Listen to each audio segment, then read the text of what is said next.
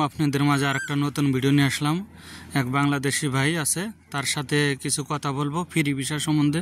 তো ফ্রি ভিসায় অনেক ভাইয়েরাই আসতে চায়, অনেক ভাইয়েরাই বলে যে ফ্রি ভিসায় যাবে কিনা, মালদ্বীপ খোলা আছে কিনা, সেই বিষয়ে কিছু কথা বলবো এই ভাইয়ের সাথে। আসসালামু আলাইকুম ভাই। ওয়ালাইকুম আসসালাম। ভালো আছেন ভাই? হ্যাঁ আলহামদুলিল্লাহ ভালো আছি, আপনি ভালো আছেন তো? ভাই বাংলাদেশের থেকে অনেক ভাইয়েরাই আসতে চায় মালদ্বীপ ফ্রি ভিসা সম্বন্ধে। মালদ্বীপ কি খোলা আছে? আছে ভাই, খোলা আছে। হ্যাঁ খোলা আছে। ফ্রি ভিসায় যদি আসতে চায় আসতে পারবে? আসতে পারবে। ফ্রি ভিসায় আসা কাজ করলে যদি আসা কাজ করতে পারবে? পারবে পারবে। তো ফ্রি ভিসার অভিজ্ঞতা কিছু বলেন যে এখন কি সমাচার কিভাবে আছে? ফ্রি ভিসা অনেক কিছু এখন সুযোগ সুবিধা আছে, কাম আছে ভাই। বেশিরভাগই অন্য রাষ্ট্র থেকে মাল দিবে, কাজ কাম আছে। কাজ কাম ভালো না? ভালো। তো আপনি কি কাজ করেন, কি সমাচার? আমি জঙ্গলে কাজ করি ভাই। তো ঠিক আছে, ফ্রি ভিসা সম্বন্ধে ভাই, ফ্রি ভিসা আসলে কত টাকা লাগতে পারে?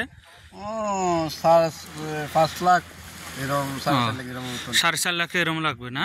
তো ফ্রি ভিসায় যদি আসে বাংলাদেশ থেকে, এটা কি ট্রেডিং করে আসা লাগে, কি করে আসা লাগে? ফিঙ্গার দিয়ে?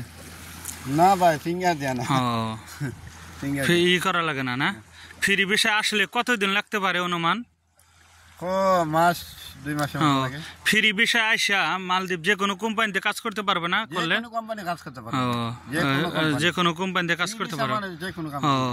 যদি বলে যে আইসা আমি যে কোনো কোম্পানির নামে হয়ে যাব, তে কোম্পানির নামে হতে পারবে না? পারবো। হ্যাঁ পারবে না?